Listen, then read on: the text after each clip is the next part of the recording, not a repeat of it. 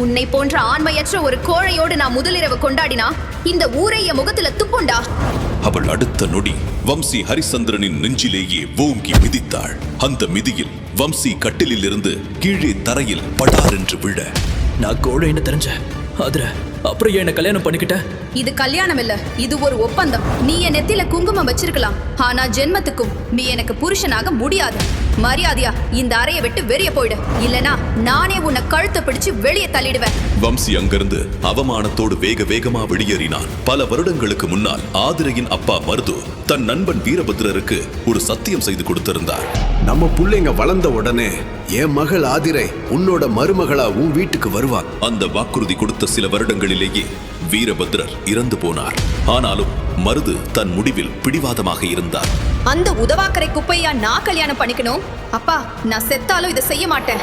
நீலமேக கண்டத்திலேயே மிதுலை நகரத்தின் பேரழகியாக கொண்டாடப்பட்டவள் ஆதிரை. வெறும் 16 வயதிலேயே நீலதென்றல் பேரரசில் வீர ரிஷி அமைப்பில் 10வது நிலையை அடைந்து சாதனை படைத்தவள். அவளது அழகுக்கும் திறமைக்கும் ஊரே அடிமையாகி கிடந்தது. ஆனால் இந்த வம்சியோ ஒரு தீராத வியாதிக்காரன். ஹரிச்சந்திரன் ஐயா, உங்க பேரனோட சக்தி நரம்புகள் செயலிழந்திருக்கு. அவனால 9 யோக நிலை சக்தியில முதல் நிலையை கூட தொட்டு பார்க்க முடியாத நிலைமை இப்போ இருக்கு. இந்த சமயத்துல எங்களால எதுவுமே செய்ய முடியாது ஐயா. தன் மகன் வீரபத்ரரை இழந்த பிறகு தாத்தா ஹரிச்சந்திரனின் ஒட்டுமொத்த நம்பிக்கையும் இந்த வம்சி மேல் மட்டும்தான் இருந்தது. ஆனால் இந்த கொடூரமான உண்மையை கேட்டதும் அவர் இதயமே ஒரு கணம் நொறுங்கி போனது. என் பேரன் மேல் ஒரு சின்ன கீறல் விழக்கூட நான் அனுமதிக்க மாட்டேன். அவன் எப்படி இருந்தாலும் என் பேரன் தான். ஹரிச்சந்திரன் வம்சத்தின் 5வது மூத்த தலைவராக இருந்தும் கடந்த பல வருடங்களாக ஹரிச்சந்திரனை எல்லாரும் ஒரு சேற்றில் இருக்கும் பன்றிக்கு நிகராகத்தான் கேவலமாக பார்த்தார்கள். திருமணத்தன்று வம்சி தன் மாப்பிள்ளை ஊர்வலத்தோடு சென்று கொண்டிருந்த போது வழியெங்கும் மக்கள் அவனுக்கு எதிராகவே பேசிக் கொண்டிருந்தார்கள். பாருடா, குரங்கு கையில பூமாலை கிடைச்ச கதையா இருக்கு. அந்த ஆதிரைக்கு இந்த கோளை இடத்துல எதை பார்த்து மயங்கினாலோ தெரியலப்பா. ஊரே இந்த கல்யாணத்தை எதிர்த்து பேசிக் கொண்டிருந்தது. வம்சி முகத்தை தொங்க போட்டுக் கொண்டு குதிரையில் உட்கார்ந்திருந்தான். திடீரென்று அவனுக்கு தலைச்சுற்றல் ஏற்பட்டு அப்படியே தரையில் சுருண்டு விழுந்தான். அப்போது வம்சியின் கண்கள் பச்சை நிறத்தில் மின்னிக் கொண்டிருந்தன. அவன் வாயிலிருந்து ஒரே ஒரு வார்த்தை தான் வெளிவந்தது. ஆகாய மரகதக்கல். வம்சி, வம்சி, உனக்கு என்ன ஆச்சு? கண்ண தொரடா வம்சி. அங்கிருந்த அனைவரும் அதிர்ச்சியில் உறைந்தனர். வம்சியின் கண்களுக்கு முன்னால் கருப்பு மலை என்கிற மரணங்கள் நிகழும் கொடிய மலை மட்டுமே அவன் கண்ணுக்கு தெரிந்தது. அது வம்சி ஹரிச்சந்திரனின் சுயநினைவில் தோன்றவில்லை. அவனுக்குள் புகுந்த மாவீரன் வம்சி கடம்பராயனின் கடந்த கால போர்களத்தின் நினைவுகள். ஆகாய மரகதக்கல் உன்னோட அப்பம் வீட்டு சொத்து இல்ல, இது எனக்கு மட்டுமே உரியது. வம்சி கடம்பராயன் ஒரு மாவீரன். இரும்பை போன்ற உடல், மலை போன்ற தோள்கள், கைகளில் இருந்த ஆகாய மரகதக்கல் அவனை உயிர் போடு போரிட வைத்தன. அந்த அமானுஷ்ய கருப்பு மலையிலிருந்து எவனுமே உயிரோடு திரும்பியதில்லை. லட்சக்கணக்கான படைகள் வம்சி கடம்பராயனுக்கு முன்னால் சக்தி வாய்ந்த போர் ஆயுதங்களோடு நெஞ்சிருந்தது. அவன் உடல் முழுவதும் இரத்த வெள்ளம். ஆனாலும் தோல்வி அடைவது அவன் அகராதியிலேயே ஒருபோதும் இதுவரை எழுதப்படவில்லை. என்ன நடந்தாலும் சரி வம்சி, இந்த ஆகாய மரகதக்கல் மட்டும் வேற எவன் கையிலையும் கிடைச்சிடக்கூடாது. நான் சத்தியம் செய்றேன் குரு ருத்ரவேந்திரன், என் உயிர் போனாலும் இந்த மரகதக்கல் தீயவர்கள் கையில் சிக்காது. தன் குருவுக்கு கொடுத்த சத்தியத்தை காப்பாற்றத்தான் அவன் அந்த போர்க்களத்திற்கு வந்திருந்தான். நாக வம்சத்து தலைவன் வெள்ளையன் தன் படைகளோடு வம்சியை சூழ்ந்து நின்றான். ஆயுசு முடிஞ்சு போச்சு வம்சி, உன்னோட பலத்தையும் திமிரையும் நான் அடக்குகிறேன். இதுதான் கடைசி வாய்ப்பு. அந்த ஆகாய மரகத கல்ல எங்க கிட்ட ஒப்படைச்சிடு. நான் சாவது நிச்சயம், ஆனா இந்த ஆகாய மரகதக்கல் இவனுங்க கையில கிடைச்சா உலகமே அழிஞ்சிடும். நொடி பொழுதில் அந்த மரகத கல்லை அப்படியே விழுங்கிவிட்ட கருப்பு மலையின் உச்சி பாறையிலிருந்து அவன் கீழே குதித்தான். மாவீரன் வம்சி கடம்பராயன் மரணத்தை நோக்கி விழுவதை உலகமே பார்த்து கொண்டிருந்தது. ஆனால் அழிந்தது அவனது உடல் மட்டும்தான். ஏனென்றால் அதே நொடியில் வம்சி கடம்பராயனின் ஆன்மா ஆகாய கண்டத்தில் இருந்த பலவீனமான வம்சி ஹரிச்சந்திரனின் உடலுக்குள் புகுந்து விட்டது என்று வம்சி அங்கிருந்து கிளம்புவதற்காக நகர்ந்தான். அப்போது கையில் இருந்த மரகதக்கல் பிரகாசமாக மின்னியதை கவனித்தான். திடீரென்று அது மின்னுவதை கண்டதும் அவனுக்கு ஆச்சரியமாக இருந்தது. இந்த மரகதக்கல் சம்பந்தமே இல்லாம இவ்ளோ பிரகாசமா மின்னாதே. கடைசியா இப்படி மின்னி ரொம்ப வருஷம் ஆச்சு. அதுவும் ஏதாவது அரிய வகை மூலிகை செடி இருந்தா தானே இப்படி மின்னும். அப்போ நம்ம அரண்மனை முற்றத்திலேயே அரிய வகை மூலிகை செடி இருக்கா? அந்த கண்டத்துல காட்டுலையும் மேட்லையும் அலைஞ்சுக்கிட்டு இருந்தேன். அப்பவே மொத்தம் ஒரு 6 தடவை மின்னிருக்குமா? இங்க வந்த கொஞ்ச நாள்ல என்னென்னவோ நடக்குது. இந்த கண்டமே கொஞ்சம் வித்தியாசமா தான் இருக்கு என்று வம்சி அரிய வகை மூலிகைக்காக ஆர்வமாக தேடினான். மூலிகைக்கு அருகே செல்ல செல்ல மரகத கல்லின் பிரகாசம் அதிகரிக்கும்.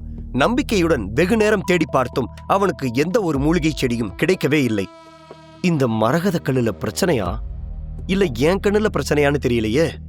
ச்சே, இது மின்னுதேன்னு நம்பி ஆடு புல்ல மேயிற மாதிரி மேய்ஞ்சுக்கிட்டு இருக்கேன். அரிய வகை மூலிகை இல்லைனா கூட பரவாயில்ல, சாதாரண மூலிகை செடி கூட இல்ல. என்ன ஆச்சு இந்த கல்லுக்கு? சுவத்துக்கிட்ட நிற்கும் போது தானே பிரகாசமா இருந்தது. எதுக்கும் அதுகிட்டே போய் பார்ப்போம் என்று வம்சி மீண்டும் சுவற்றை நோக்கி நடந்தான். சுவர் அருகில் செல்ல செல்ல மரகத கல்லின் வெளிச்சம் கூடியது. என்ன இது விசித்திரமா இருக்கு? சுவர்கிட்ட வர வர வெளிச்சம் அதிகமாகுது. ஆனா சுவர்கிட்ட எதுவுமே இல்லையே. இல்ல இந்த குளத்துக்காரனுங்க மூலிகைய பத்திரமா பதுக்கி வைக்கிறேன்னு மூலிகை செடி மேல சுவத்தை கட்டி வச்சிருக்கானுங்களோ? எனக்கு என்னவோ அந்த சுவத்துக்கு அந்த பக்கமா போக சொல்லி மரகதக்கல் சொல்லுதுன்னு தோணுது. இந்த நேரத்துல அந்த காட்டுக்குள்ள போகணுமா? ஒருவேளை கைக்கு வர ஒரு பொக்கிஷத்தை தவற விட்டுட்டா? பயந்து பயந்து இப்படி பலவீனமா வாழ்றதுக்கு துணிஞ்சு செத்தாலும் பரவாயில்ல. இந்த மரகதக்கல் சாதாரண மூலிகைக்கெல்லாம் இப்படி மின்னாது. ஏதோ ஒரு விஷயம் இருக்கு. என்ன நடந்தாலும் சரி, மரகதக்கல் காட்டுற திசையை நோக்கி போவோம் என்று வம்சி அந்த மதில் சுவரை ஏறி குதித்தான். மரகதக்கல் அவனை வடக்கு திசை நோக்கி அழைத்துச் சென்றது. அந்த திசையில் ஆபத்தான அடர்ந்த காடுகள் தான் இருந்தது. அரண்மனை முற்றத்தில் இருந்து காட்டுக்குள் வெகு தூரம் சென்று விட்டான். வம்சியின் இதயம் படபடவென்று அடித்துக் கொண்டது. ஐயோ, ஒரு தைரியத்துல இந்த மரகதக்கல்லை நம்பி இவ்ளோ தூரம் வந்துட்டேன். இங்கிருந்து பார்த்தா அரண்மனை முற்றமே கண்ணுக்கு தெரிய மாட்டேங்குது. ஏதாவது மிருகம் துரத்துனா தப்பிச்சு எந்த திசையில ஓடுறதுன்னு கூட தெரியல. ஏன் மரகதக்கல்லே, இன்னும் எவ்வளவு தூரம் தான் இருக்கு? நீ விட்டா நடுச்சாமத்துல மலை ஏற வச்சிருவ போல என்று வம்சி மலை அடிவாரத்திற்கே வந்து சேர்ந்து விட்டான். அங்கே திடீரென்று அந்த மரகதக்கல் மிகவும் பிரகாசமாக மின்னியது. இது நம்ம சிடுவி குளத்து வைத்தியர்கள் அடிக்கடி வந்து போற பாதை தானே? இந்த இடத்துல ஒரு அரிதான மூலிகை இருந்தா அது அவங்க கண்ணில் படாம எப்படி தப்பிச்சிருக்கும்? அது மட்டும் இல்லாம இருண்ட குகைக்குள்ள 50 அடி ஆழத்துல பாதுகாப்பா இருந்தா தானே ஒரு அரிய வகை மூலிகைக்கும் அழகு. இது என்ன வெட்ட வெளியில செடிகளோட செடியா கலந்திருக்கு? இந்த புதருக்குள்ள அது எங்க இருக்குன்னு எப்படி கண்டுபிடிக்கிறது என்று வம்சி அந்த மரகதக்கல்லில் இருந்து வந்த வெளிச்சத்தை பயன்படுத்தி தேடினான். எல்லாமே சாதாரண செடிகளாக இருந்தது. வெகு நேரம் தேடி பார்த்து அவனுக்கு சோர்வானது. திரும்பி செல்லலாம் என்று வம்சி முடிவு செய்து அவன் கையை திருப்பியதும் புதருக்குள் ஏதோ அசையும் சத்தம் கேட்டது. அந்த புதரை நோக்கி அவனது மரகதக்கல்லை காட்டினான். சத்தம் மீண்டும் கேட்டது. இந்த மரகதக்கல்லோட தாக்கத்துலதான் நம்ம தேடி வந்த அந்த மூலிகை செடி அசைது என்று வம்சி உறுதிப்படுத்திக் கொண்டு அந்த புதரை உற்று கவனித்தான். ஒரு புல் மட்டும் விசித்திரமாக இருந்ததை பார்த்தான். அது என்னவென்று தெரியாமல் வம்சி யோசித்துக் கொண்டிருந்த போது அந்த புல் இருந்த இடத்தில் 2 சின்ன புற்கள் முளைத்து இருந்தது. அந்த 2 சின்ன புற்களை அவன் நோக்கிச் சென்றதும் அதிலிருந்து ஒரு ஒளி நொடியில் தோன்றி அது மறைந்தது. அவனுக்கு நடப்பது புரிந்தது. இந்த முறை மரகதக்கல் இருந்த இடது கையை அதன் அருகில் எடுத்துச் சென்றான். அந்த புற்கள் மீண்டும் முளைத்தது. இது நட்சத்திர மாயாவி புல்லாச்சே. அதுவும் 1 இல்ல 2 என்று வம்சி சந்தோஷத்தில் துள்ளி குதித்தான். அதை லாவகமாக பறிக்கவில்லை என்றால் அந்த நொடியிலேயே நொறுங்கி போய்விடும். அதன் சக்தியை இழந்துவிடும். வம்சிக்கு அது நன்றாகவே தெரியும். அதனால் நிதானமாக அதன் அருகில் சென்று மரகதக்கல் இருந்த கையை வைத்து அதன் மீது அழுத்தினான். மரகதக்கல் அந்த செடியை சேதாரமாகாமல் அவன் கைக்கு வர உதவியது.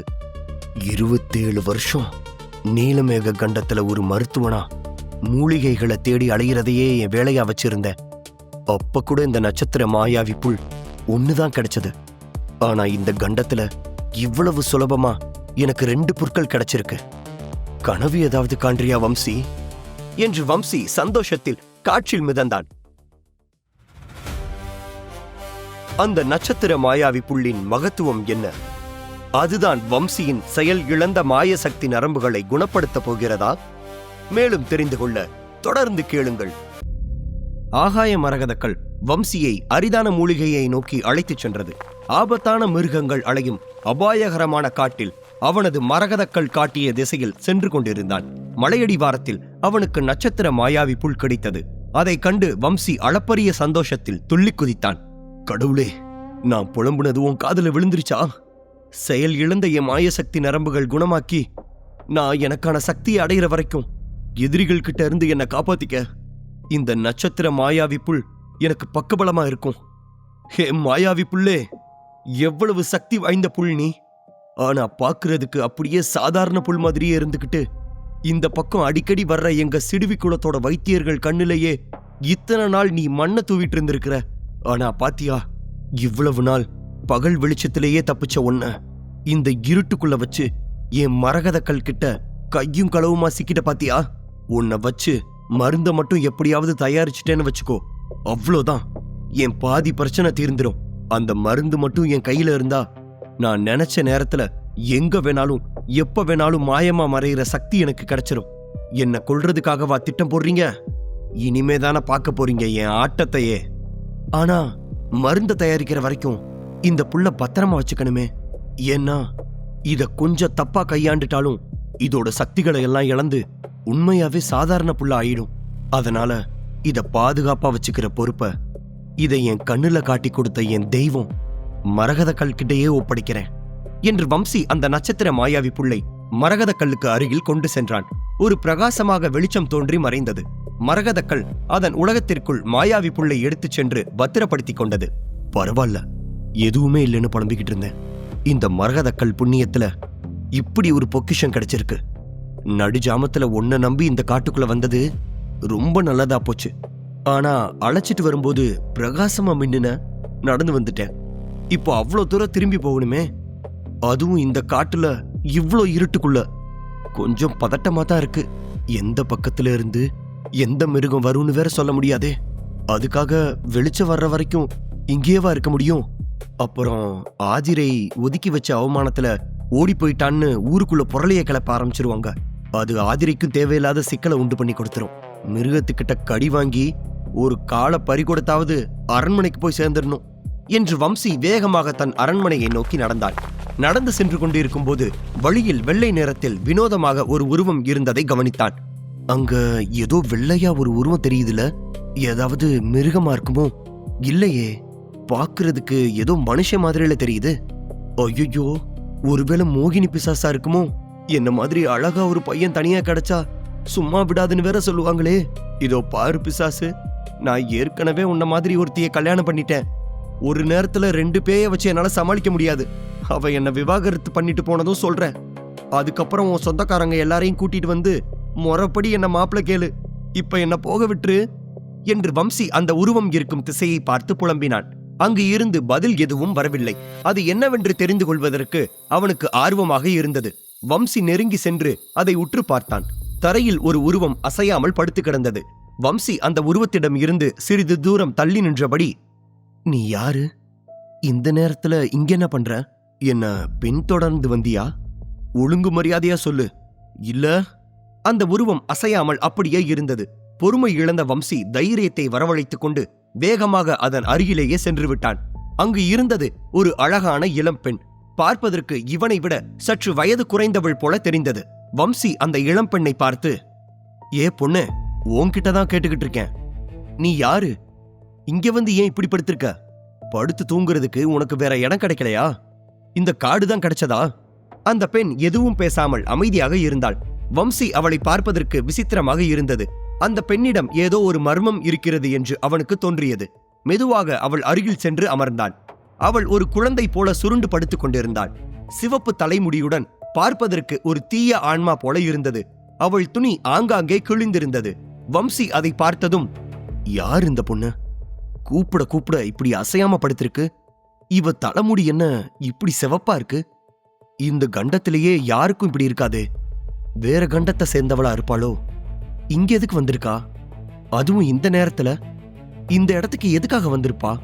அவளோட உடையெல்லாம் அங்கங்க கிழிஞ்சிருக்கிறத பார்த்தா யாரோ இவளை ஏதோ பண்ணி இங்க தூக்கி போட்டுட்டு போயிருக்காங்களா? பாவம், உயிர் இருக்கான்னு தெரியலையே என்று வம்சி அவளை எழுப்புவதற்காக அருகில் அமர்ந்து அவளை தொட்டான். தொட்ட மறுநொடியே அவன் உடம்பில் மின்சாரம் பாய்ந்தது போல இருந்தது. திடுக்கிட்டு கையை எடுத்துக்கொண்டான். வம்சியின் கைகள் பயத்தில் நடுங்க ஆரம்பித்தது. என்ன இது? இவ்வளவு கொடிய விஷமா? வாழ்க்கையில நான் எத்தனையோ விஷயத்தை பார்த்திருக்கேன். ஆனா இது என் தலையை சுத்துது. நல்ல வேளை என் உடம்புலயே மரகத கல் இருக்கிறதுனால தப்பிச்சேன்.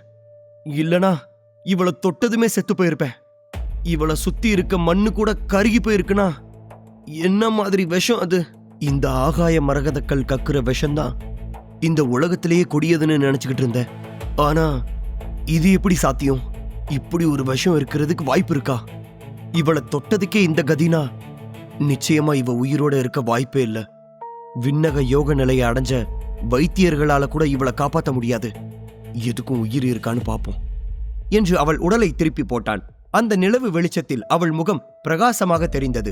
ஆதிரையை மிஞ்சிய பேரழகி இந்த உலகத்திலேயே இல்லை என்று அதுவரை நம்பிக்கொண்டிருந்த வம்சி தன் கண் எதிரில் இருந்த அழகை பார்த்து உறைந்து போய்விட்டான். இவ என்ன அழகுல ஏன் பொண்டாட்டியவே மிஞ்சிருவா போலயே? இவ்வளவு அழகா இருக்க இந்த பொண்ண இவ்வளவு கொடிய விஷயத்தை கொடுத்து கொள்றதுக்கு யாருக்கு மனசு வந்துச்சு? அப்படி இந்த பொண்ணு உங்களை என்னதான் பண்ணுச்சு? சரி, அப்படியே ஏதாவது பண்ணியிருந்தாலும் அதுக்கு இந்த அளவுக்கு போவாங்களா? மனுஷங்களுக்குள்ள இவ்வளவு வன்மமா என்று வம்சி அவளை மிகவும் கவலையாக பார்த்தான்.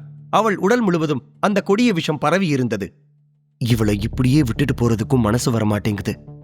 நம்ம ஏன் ஒரு முறை நம்ம மரகத கல்லை வச்சு அவளை காப்பாற்ற முடியுதான்னு முயற்சி பண்ணி பார்க்க கூடாது? பிழைக்கிறதுக்கு 1% வாய்ப்பு இருந்தாலும் இருக்கலாம்ல என்று மரகத கல்லை அந்த பெண்ணின் நெஞ்சின் மீது வைத்து அழுத்தினான். அந்த கொடிய விஷத்தை மரகதக்கல் போராடி எடுத்துக்கொண்டிருந்தது. அவன் கைகள் கட்டுப்படுத்த முடியாத அளவிற்கு நடுங்க ஆரம்பித்தது. இந்த விஷத்தோட வீரியம் ரொம்ப மோசமானதா இருக்கே. நம்ம மரகதக்கல்லும் கொஞ்சம் பலவீனமா இருக்கிறதுனால போராடுது. மரகதக்கல்லே, உன்னால முடியும். எவ்வளவு பெரிய விஷத்தையும் மூர்ச்சவனே, இந்த உலகத்திலேயே உன்னால மட்டும்தான் இந்த பொண்ணை காப்பாற்ற முடியும் என்று பல்லை கடித்துக்கொண்டு கையை கெட்டியாக பிடித்துக் கொண்டான். அவன் கைகள் வலியில் துடித்தது. கொஞ்சம் கொஞ்சமாக மரகதக்கல் போராடி அந்த கொடிய விஷத்தை முறித்துக் கொண்டிருந்தது. ஒருவேளை இந்த விஷத்தை முழுசா உறிஞ்சி எடுத்தாலும் அதோட தாக்கத்துல இவ ஏற்கனவே செத்து போயிருப்பா. இவளை காப்பாற்ற முடியலனாலும் பரவாயில்ல, இந்த விஷத்தை உறிஞ்சி எடுத்தே ஆகணும். ஏன்னா இது மண்ணுல பட்ட இடமே இப்படி பட்டு போயிடுச்சே. இத அப்படியே விட்டா மண்ணோட மண்ணா கலந்து இந்த காடு முழுக்க பரவிடும். அப்புறம் இந்த மரங்கள், பறவைகள், மிருகங்கள் சுவாசிக்கிற காத்துன்னு எல்லாத்துலயும் விஷம் கலந்துரும். அப்புறம் நம்ம சிடுவிக்குள்ள மட்டும் இல்ல, சுத்தி இருக்கிற பல குளங்கள் இருந்த இடம் தெரியாம அழிஞ்சு போயிரும். அந்த பெண்ணின் உடலில் இருந்த விஷம் கொஞ்சம் கொஞ்சமாக குறைந்தது. அப்போது திடீரென்று சுயநினைவுக்கு வந்த அந்த பெண் தன் மூச்சை இழுத்து விட்டு கண்களை திறந்தாள். அவள் வம்சியின் கைகளை பிடித்து ஆகாய மரகதக்கல் என்றாள். அந்த ஒரு நொடியில் அங்கு நடந்ததை கண்டு வம்சிக்கு அதிர்ச்சியில் தலை சுற்றியது. அவன் கண்களை அவனால் நம்ப முடியவில்லை. இந்த பொண்ணுக்கு எப்படி இந்த மரகத கல்லை பத்தி தெரியும்? இந்த கல்லை பத்தி தெரிஞ்சவங்க என்ன தேடி இங்கேயும் வந்துட்டாங்களா? அவங்க கிட்ட இருந்து இந்த நிலைமையில என்னையும் என் கல்லையும் எப்படி காப்பாத்திக்குவேன்? இருக்கிற பிரச்சனை பத்தாதுன்னு இது வேறையா? சரி, இவ எப்படி கண்ணு முழிச்சா? இந்த விஷத்தை முறிச்சு இவ உயிர் பிழைச்சதே அதிசயம் என்று வம்சி அதிர்ச்சியில் உறைந்து போயிருந்த போது அவன் எதிர்பார்க்காத நேரத்தில் அந்த பெண் அவன் கைகளை கடித்தாள். வம்சி வழியில் அலறினான். ஐயோ, ஏ பொண்ணே, உன்னை காப்பாத்தினதுக்கு கைமாறா கைய கடிக்கிறியா நீ? ஹே, என் கைய என்ன பண்ற? ஐயோ, என் ரத்தத்தை உறிஞ்சு குடிச்சுக்கிட்டு இருக்கியா? ரத்த காட்டேரியா நீ? வம்சி அவனது கைகளை இழுக்க முயற்சித்தான். அவள் அவனது கைகளை உடும்பு போல பிடித்து இருந்தாள். அவனது விரல்களில் இருந்து ரத்தத்தை விடாமல் உறிந்து கொண்டே இருந்தாள். வம்சியால் எவ்வளவு போராடியும் அவன் கைகளை அவளிடமிருந்து மீட்க முடியவில்லை. வம்சி, உன்னை தேடி பிரச்சனை வருதா? இல்ல அதை தேடி நீ போறியா? கண்டம் விட்டு கண்டம் வந்தாலும் உனக்கு ஏண்டா எப்பயும் யமகண்டமாவே இருக்கு? ஏ பொண்ணே, உனக்கே இது நியாயமா இருக்கா? உன்னை சாவுல இருந்து காப்பாத்திருக்கேனா? ஆனா நீ காப்பாத்தின ஒரு நன்றி கூட இல்லாம என் ரத்தத்தையே உறிஞ்சு குடிச்சுக்கிட்டு இருக்க. அதுவும் என் உடம்புல இருக்கிறதே 4 சொட்டு ரத்தம் தான். அதையும் நீ மொத்தமா உறிஞ்சிட்டா நான் செத்து போயிருவேன். வம்சி பேசுவதை கண்டுகொள்ளாமல் அந்த பெண் அவன் ரத்தத்தை உறிந்து கொண்டே இருந்தாள். உடம்பில் இருந்த ரத்தம் குறைந்து வம்சிக்கு தலை சுற்ற ஆரம்பித்தது. பார்வம் மங்களாயிட்டே போகுதே. என் சாவு இப்படிதான் இருக்கணுமா? ரத்த காட்டேரிக்கே ரத்தம் தானம் பண்ணி செத்து போனவன்னு பேரெடுத்துதான் சாகணும் போல. இப்படிலாம் நம்ம தலையில எழுதியிருக்குன்னா மாத்தவா முடியும் என்று வம்சி தன் விதியை நினைத்து நொந்து கொண்டிருந்தான். அப்போது திடீரென்று அந்த பெண் அவன் கைகளை விடுவித்துவிட்டு மயங்கி விட்டாள். அவள் உடல் அசையாமல் அப்படியே இருந்தது.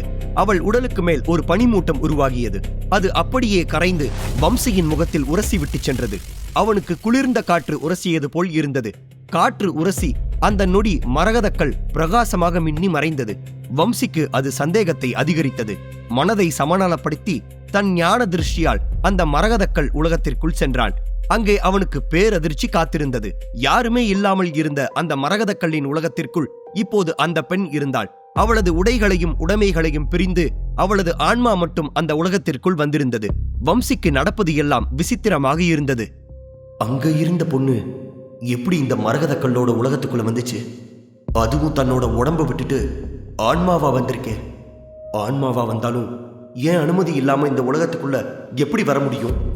இந்த மரகதக்கல் என் உடம்போட கலந்து என் கட்டுப்பாட்டுக்குள்ள இருக்கும்போது இவளால எப்படி இதை கட்டுப்படுத்த முடிஞ்சது? ஒருவேளை என் ரத்தத்தை குடிச்சதுனால என் உடம்போட கலந்து அது மூலமா இந்த மரகதக்கல்லை கட்டுப்படுத்தி அதுக்குள்ள வந்துட்டாளா? இவளுக்குள்ள ஏகப்பட்ட மர்மம் இருக்கு. இருக்கட்டும், இந்த உலகத்துக்குள்ளே தானே இருக்கா.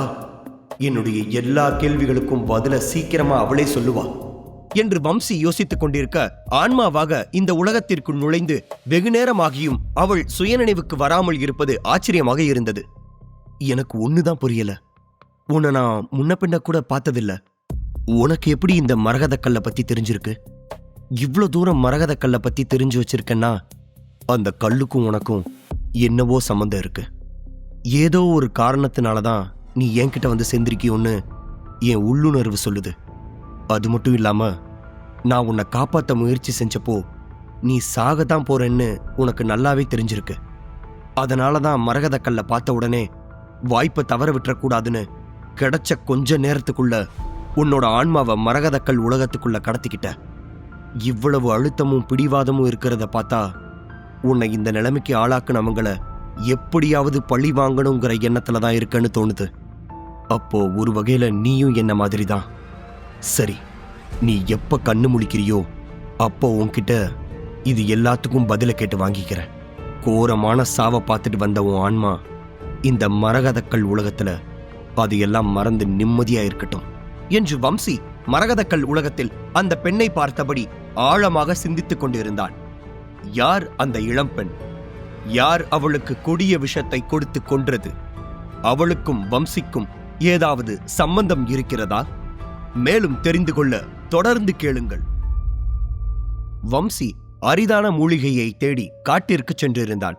அங்கே கொடிய விஷத்தால் பாதிக்கப்பட்டு ஒரு மர்மமான பெண்ணை காப்பாற்ற முயற்சி செய்ய அந்த பெண் இறப்பதற்கு முன் வம்சியின் இரத்தத்தை உரிந்து அதன் வழியாக மரகதக்கல்லின் உலகத்துக்குள் ஆன்மாவாக புகுந்து கொண்டாள். அவனுக்கு மட்டும் தெரிந்த மரகதக்கல்லை பற்றிய ரகசியம் அவளுக்கு எப்படி தெரிந்திருந்தது என்று வம்சி குழப்பமாக இருந்தான். இங்கு எனக்கு எத்தனை பிரச்சனை வந்தாலும் எனக்கு இருக்கிற ஒரே ஆறுதல் இந்த மரகதக்கல்லை பத்தி யாருக்குமே தெரியாதுங்கிறது மட்டும்தான். இப்போ அதுக்கும் வழி இல்லை. இவளுக்கு இந்த கல்லை பத்தி எப்படி தெரியுங்கிறது எனக்கு தெரிஞ்சே ஆகணும். ஏன்னா இவளை பத்தி தெரிஞ்சவங்களுக்கு கண்டிப்பா அந்த கல்லை பத்தி தெரிஞ்சிருக்கவும் வாய்ப்பு இருக்கு. இந்த மரகதக்கல் என்கிட்ட இருக்குங்கிற விஷயம் ஒருவேளை அவங்களுக்கு தெரிய வந்தா அப்புறம் இந்த பொண்ணோட நிலைமை தானே எனக்கும் என்று வம்சி கவலையில் மூழ்கினான். அவன் மனதில் இன்னும் பல எண்ணங்கள் வந்தது. இந்த மரகதக்கல்னால கண்டம் விட்டு கண்டம் வந்தும் பிரச்சனை என்ன துரத்திக்கிட்டே தான் இருக்கும் போல. எது எப்படியோ வரப்போற ஆபத்தை என்னால தடுக்க முடியாது. ஆனா அது எங்கிருந்து வரப்போகுதுன்னு முன்கூட்டியே தெரிஞ்சுக்கிட்டா தப்பிக்கிறதுக்கு சரியான திட்டமாவது போட்டுக்க முடியும். வம்சி இந்த கண்டத்தில் மறுபிறவி எடுத்து வந்த நாள் முதல் அவன் வாழ்க்கையில் பல விசித்திரமான சம்பவங்கள் நடந்தன. 27 ஆண்டுகள் நீலமிக கண்டத்தில் வாழ்ந்த வாழ்க்கையை விட இந்த ஒரு சில நாட்கள் அவனுக்கு மிகவும் மலைப்பாக இருந்தது. அந்த பெண்ணை காண்பதற்காக ஞான திருஷ்டியால் மரகதக்கல் உலகத்திற்குள் நுழைந்தவன் தன்னை மறந்து தன் பிரச்சனைகளை பற்றி யோசித்துக் கொண்டிருந்தான். திடீரென்று அவள் முகத்தை பார்த்தபோதுதான் அவனுக்கு அவள் ஞாபகமே வந்தது. அந்த பெண்ணின் ஆன்மா அமைதியாக உறங்கிக் கொண்டிருந்தது. அவளை தொந்தரவு செய்யாமல், நானும் எத்தனையோ பேரை பார்த்திருக்கேன், ஆனா யாரும் என் கையை கடிச்சு இப்படி ரத்தத்தை உறிஞ்சதில்ல. 100 அட்டைப்பூச்சிய ஒன்னா ஊற விட்டு இருந்தா கூட இவ்வளவு ரத்தத்தை உறிஞ்சிருக்காது. பண்றதெல்லாம் பண்ணிட்டு என் அனுமதியும் இல்லாம மரகதக்கல் உலகத்துக்குள்ள வந்துட்டு சமத்தா தூங்கிட்டு இருக்கா. ஆனா ஒண்ணு, பார்க்க தான் பாவமா இருக்கா. ஆனா இவகிட்ட ஏதோ ஒரு பெரிய மர்மம் ஒளிஞ்சிருக்கு. அப்படிப்பட்டவ இப்ப என் கட்டுப்பாட்டுல இருக்கிறது ஒரு வகையில எனக்கு நல்லதுதான். ஆனா இவ சுயநினைவு திரும்புறதுக்கான அறிகுறியே இல்லாத மாதிரி இருக்கே. அந்த கொடிய விஷத்தால செத்தவ இப்படி இல்லைன்னா தான் ஆச்சரியம். ஆனா அப்படி இருந்தும் ஒரு நொடி கண்ணு முழிச்சவளாச்சே. நிச்சயமா இவளை சாதாரண விஷத்தால சாவடிக்க முடியாதுன்னு தோணுது. அது தெரிஞ்சுதான் இவளை கொல்றதுக்கு இப்படி ஒரு கொடிய விஷத்தையே ஏற்பாடு பண்ணியிருக்காங்க. அதுவும் இவளுக்கு தெரிஞ்சே வலுக்கட்டாயமா அவளுக்கு கொடுத்திருக்காங்க. அவ உடம்பு முழுக்க இருக்க காயத்தை பார்த்தா பாவம் கொடுமைப்படுத்தி கொண்டிருக்கானுங்க. இவளை பார்க்க பார்க்க இந்த நிலைக்கு இவளை ஆளாக்குனவங்களை நினைச்சு எனக்கு கோபம் வந்துகிட்டே தான் இருக்கும். ஆனா அதுக்கு இது சரியான நேரம் இல்ல. நம்மளை தேடி யாராவது வர்றதுக்கு முன்னாடி அரண்மனைக்கு போய் ஆகணும் என்று வம்சி அந்த மரகதக்கல் உலகத்தில் இருந்து வெளியே வந்தான். அந்த பெண்ணின் உடலை சுற்றி மண்ணில் விஷம் மெதுவாக பரவிக்கொண்டிருந்ததை வம்சி கவனித்தான். இந்த விஷத்தை ஒரு சொட்டு மிச்சம் வச்சுட்டு வந்தாலும் ஆபத்து தான். அதுக்கு முதல்ல இவ உடலை ஓரமா ஒதுக்கி வைக்கணும் என்று வம்சி அந்த பெண்ணின் உடலை எடுத்துக்கொண்டு அருகில் இருந்த மரத்தின் அடியில் அமர வைத்தான். பார்ப்பதற்கு ஒரு குழந்தை உறங்குவது போல இருந்தது. வம்சியையும் மீறி அவன் கண்களில் இருந்து கண்ணீர் வந்தது. அவள் உடல் முன்பு இருந்த இடத்திற்கு சென்று மண்ணின் மீது மரகத கல்லை வைத்தான். அது அத்தனை விஷத்தையும் மெதுவாக உறிந்து கொண்டது. அந்த மண் மீண்டும் இயல்பு நிலைக்கு திரும்பியது. வம்சி அங்கிருந்து புறப்பட்டான். அரண்மனை முற்றத்தை நெருங்கிக் கொண்டிருந்தான். முற்றத்திற்கு சிறு அடி தூரம் இருக்கையில் யாரோ ஒருவர் தன்னை நோக்கி வருவதை வம்சி கவனித்தான். அதை உற்று பார்த்தபோது அவனுக்கு ஆச்சரியமாக இருந்தது. சாரிகா, இவ இந்த நேரத்துல இங்க என்ன பண்றா? சாரிகா வம்சியை நோக்கி வந்தாள். வம்சி, நீ இங்க என்ன பண்ணிக்கிட்டு இருக்க, அதுவும் இந்த நேரத்துல என்றாள். வம்சி பதில் சொல்லாமல் அமைதியாக இருந்தான். சாரிகா மீண்டும் அவனை பார்த்து, நான் கேட்கறது உன் காதுல விழலையா? இந்த ராத்திரி நேரத்துல இங்க என்ன பண்ணிக்கிட்டு இருக்க என்று கேட்டாள். வம்சி அவளிடம் வசமாக சிக்கிக் கொண்டோம் என்று தன் தலையை சொரிந்து, அது ஒன்னும் இல்ல, காத்தே அடிக்கலையா, அறை முழுக்க ஒரே புழுக்கமா இருந்துச்சு, அதான் காத்து வாங்கலாமேன்னு நினைச்சேன் என்று வம்சி தட்டுத்தடுமாறி சமாளித்தான். அதற்கு சாரிகா, காத்து வாங்க வந்தியா? இன்னைக்கு உன்னோட முதலிரவு. உன் மனைவி ஆதிரையோட இருக்கிறத விட்டுட்டு விவஸ்தையே இல்லாம இங்க நின்னுக்கிட்டு இருக்க என்று கேட்டாள். சாரிகா முகம் முழுக்க பதட்டத்தில் வேர்த்து இருந்தது. கோபமாக அவனை பார்த்து, வம்சி, நீ என்ன குழந்தையா? இந்த இடத்துக்கு வரக்கூடாதுன்னு உனக்கு சொல்லியிருக்கேன்ல. அந்த காட்டுக்குள்ள இருந்து ஏதாவது மிருகமோ இல்ல கொள்ளைக்காரனுங்களோ வந்திருந்தா என்ன ஆயிருக்கும்? எத்தனை தடவை உனக்கு படிச்சு சொல்லியிருக்கேன். பகல் நேரத்திலேயே நானோ இல்ல தாத்தாவோ இல்லாம நீ இங்க தனியா வரக்கூடாதுன்னு உனக்கு சொல்லியிருக்கனா இல்லையா? சொல்லு. என்னைக்காவது என் பேச்ச மதிச்சிருக்கியா நீ என்று சாரிகா ஆத்திரத்தில் வம்சியின் கைகளை கிள்ளினாள். வம்சி வழியில் அலறினாள். கோபமாக இருந்த சாரிகாவை வம்சி சமாதானம் செய்ய முயற்சித்தான்.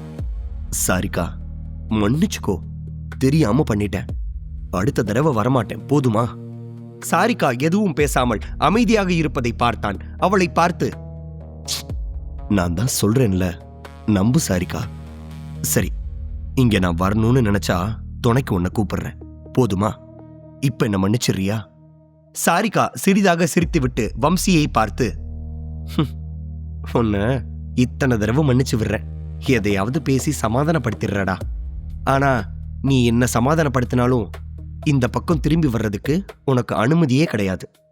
வம்சி சாரிகாவை பார்த்து, சரி, இதவே உன்கிட்ட கேட்கிறேன், இந்த நேரத்துல நீ என்ன பண்ணிக்கிட்டு இருக்க இங்க? வம்சி அப்படி கேட்டதும் சாரிகா பதில் சொல்ல முடியாமல் தடுமாறினாள். நான் இங்க, அது காத்தே இல்லைல்ல, அதனால என் அறையும் கொஞ்சம் புழுக்கமா இருந்துச்சு, அதான் அப்படியே காத்து வாங்கலான்னு என்று சாரிகா இழுத்தாள்.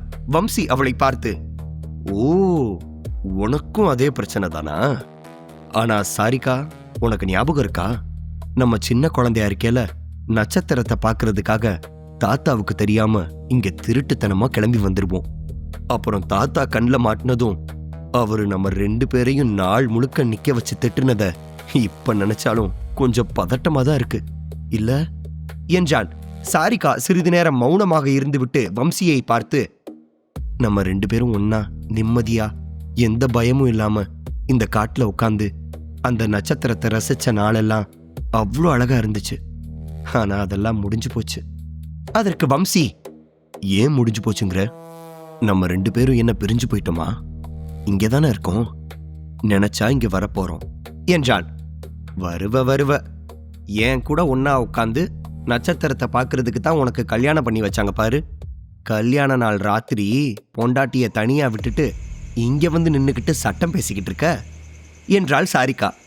எதுக்கு இப்ப தேவையில்லாம அவளை பத்தி பேசிக்கிட்டு இருக்க? கொஞ்ச நேரம் நான் நிம்மதியா இருக்கக்கூடாதா உனக்கு என்று வம்சி சாரிகாவை கடிந்து கொண்டான். அவன் சொன்னதை கேட்டதும் சாரிகாவிற்கு சந்தேகம் வந்தது.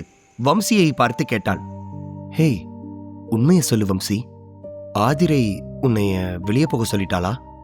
அதனாலதான் யார் கண்ணையும் பட்டுடாம இருக்க இங்க சுத்திட்டு இருக்கியா? சாரிகா அப்படி கேட்டதும் வம்சியின் முகமே மாறியது. தேவையில்லாம எதையாவது நினைச்சிட்டு பேசிட்டு இருக்காத. அவ ஒன்னும் என்னைய வெளியில போக சொல்லல, நானாதான் வெளியே வந்துட்டேன். ராத்திரி முழுக்க எப்படி தனியா ஓட்ட போறேன்னு நினைச்சேன். பார்த்தா எனக்கு துணையா இருக்க நீயே வந்துட்ட. சரி, வந்தது வந்தாச்சு. ராத்திரி முழுக்க இப்படியே நின்னுட்டா இருக்க முடியும்? எங்கேயாவது உட்காரலாமா என்று வம்சி கேட்டான். சரி, இன்னைக்கு உன் கூட தான் ஓட்டணும்னு இருக்கு. என்ன பண்ண சொல்ற? வா, நம்ம சின்னதுல உட்காருவோமே, அந்த மரத்துக்கடியிலேயே போய் உட்காரலாம் என்றாள் சாரிகா. இருவரும் ஒன்றாக கைகளை கோர்த்து கொண்டு அந்த மரத்தடியை நோக்கி சென்றனர். மரத்தில் சாய்ந்தபடி இருவரும் ஒன்றாக தோளோடு தோள் உரசிக்கொண்டு உட்கார்ந்து இருந்தனர். குளிர்ந்த காற்று ரம்மியமாக வீசிக்கொண்டு இருந்தது. வானத்தில் இருக்கும் நட்சத்திரத்தை ரசித்துக் கொண்டே சாரிகா, உனக்கு கல்யாணம் ஆனதும் எங்க நம்ம 2 பேரும் இப்படி சந்திக்கவே முடியாதுன்னு தோணும். உன் பொண்டாட்டி ஆதிரை என்னை விட அழகுலையும் வீரத்திலையும் ஒரு படி உயர்ந்தவ. அப்படிப்பட்ட ஒருத்தி உன் வாழ்க்கையில வந்ததுக்கு அப்புறம் என்னை திரும்பி கூட பார்க்க மாட்டேன்னு நினைச்சேன். நீ என்னன்னா கல்யாண நாள் ராத்திரி அன்னைக்கே என் கூட உட்கார்ந்து நட்சத்திரம் பார்த்துக்கிட்டு இருக்க என்றாள் சாரிகா. அதை கேட்டதும் வம்சி சிறிதாக புன்னகைத்தான். சாரிகா, உனக்கு ஞாபக மறதி அதிகமாயிடுச்சுன்னு நினைக்கிறேன். உனக்கு கொடுத்த வாக்குறுதி எனக்கு நல்லாவே ஞாபகம் இருக்கு. என் வாழ்க்கையில எப்படிப்பட்ட பொண்ணு வந்தாலும், அது ஆதிரையாவே இருந்தாலும், எல்லாருமே என் சாரிகாவுக்கு அப்புறம்தான். 100 ஆதிரை சேர்ந்தா கூட என் சாரிகாவுக்கு ஈடாக முடியாது. அதனால திருப்பி இப்படி பேசாத, சரியா? வம்சி சொன்னதை கேட்டதும் சாரிகாவின் முகம் வெட்கத்தில் சிவந்தது. நான் சும்மா விளையாடினே வம்சி, எனக்கு தெரியாதா உன்னை பத்தி?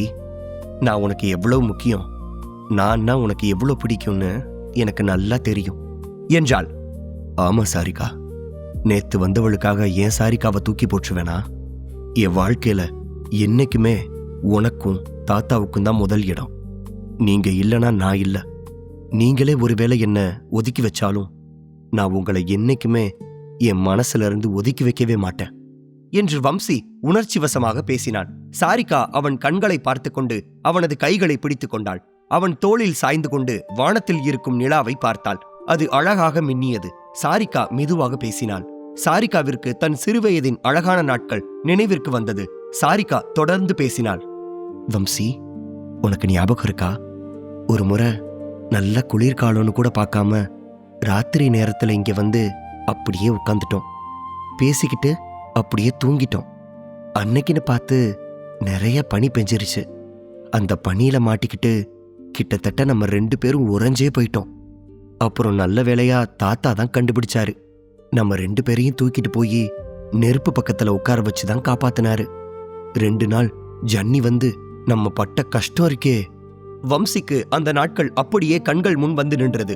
வம்சி சாரிகாவை பார்த்து சிரித்து கொண்டே பேசினான்.